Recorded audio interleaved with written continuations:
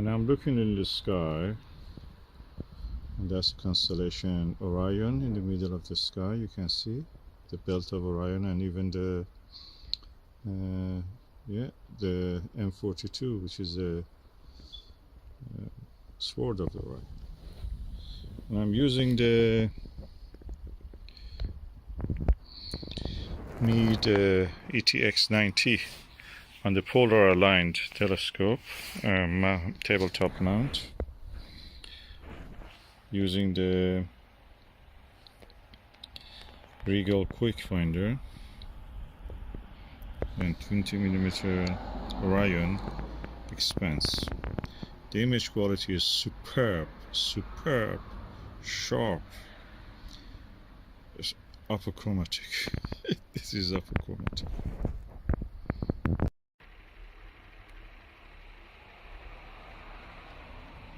I'm holding the camera by hand.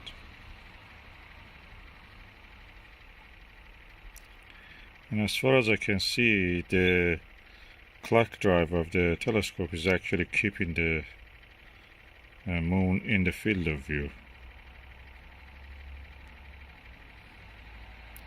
Part of the vibrations you see is because of the table, and part of it is my hand. It's a picnic table. And visually, even the image is sharper than this even.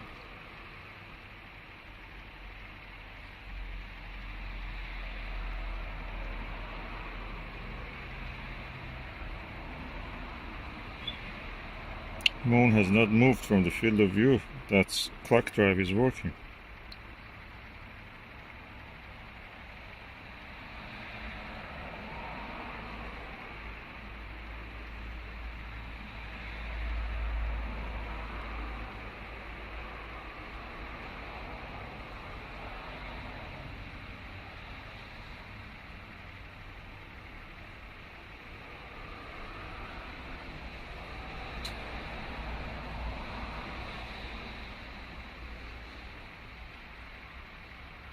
Hallelujah, it's really good.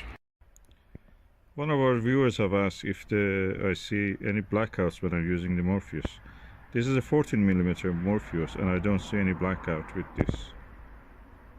He had the blackout with the 9mm eyepiece. I don't have the 9mm, I have 14 and I have 6.5. I will do test with both of them.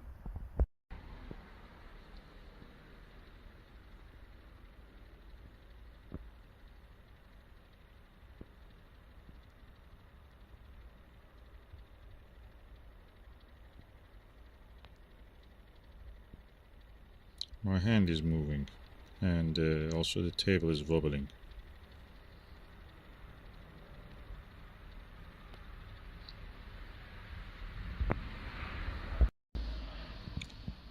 And I'm using 6.5mm Morpheus also, no blackout. Although this magnification with this Maksutov 13.4, I think it is quite high magnification. And I'm not enjoying this magnification this much. So and this is the field of view. Vibration is my hand and the table wobbling. And this is the Skywatcher Nirvana 16mm 82 degrees field of view eyepiece.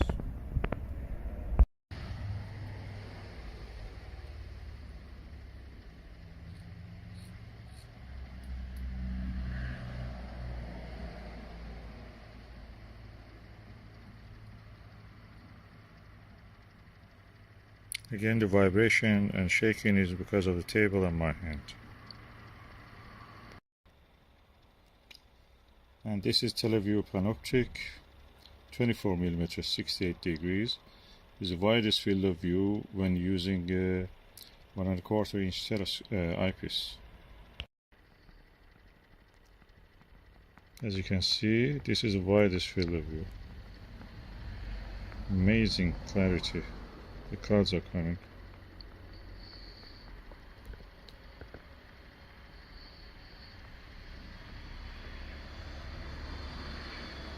And the clock drive is actually working, keeping the moon in the field of view.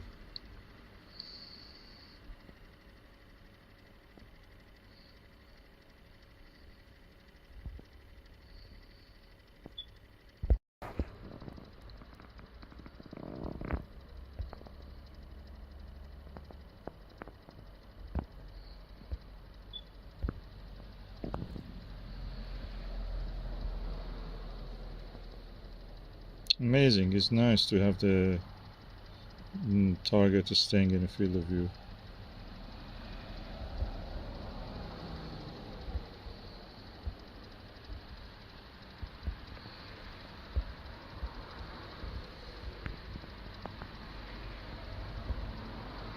You can see suddenly, clock drive suddenly moves it in a tick. So it brings it back to the field of view. That shows my polar alignment, roughly, is actually adequate.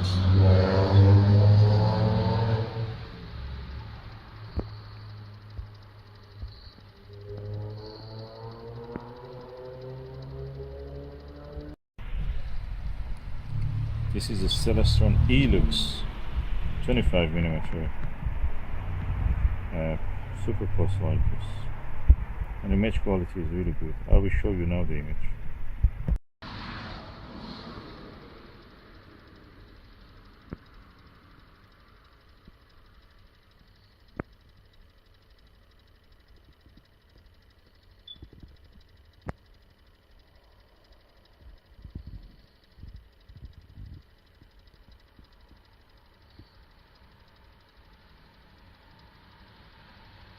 Celestron E Lux 25mm eyepiece. Plossl.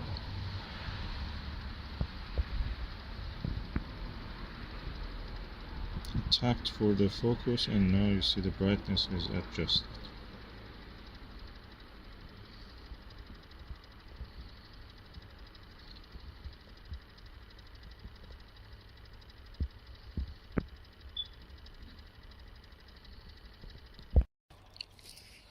And this is the Meade 40mm Plossl.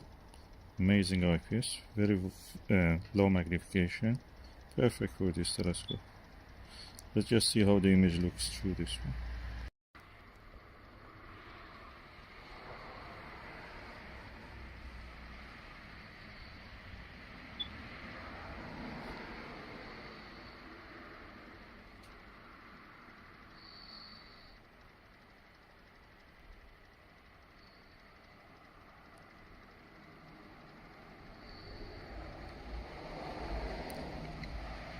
So you hear sometimes a tap tap tap sound.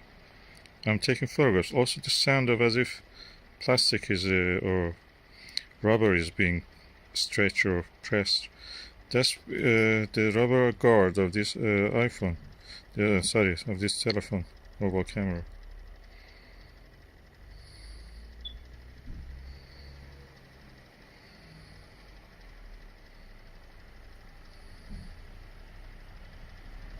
So all in all, I think that I have a nice experience with this now. I've tested it with different eyepieces, and the telescope was able to keep the item in the field of view. I'm a little bit disappointed with the Rigel. It's very difficult to actually get and see the anything, you know, you don't see even the red dot. So I prefer probably a normal finder scope. Hallelujah, I was able to get an image with the Rigel QuikFinder. You can see the 3 stars of the belt of Orion, and I'm going, and then the target is now clearly, you can see, is M42. Oh, I'm so delighted. I think the first time I couldn't see it, probably it was not on, or it was very dimmer. I should have turned the knob completely. So, lovely, nice view.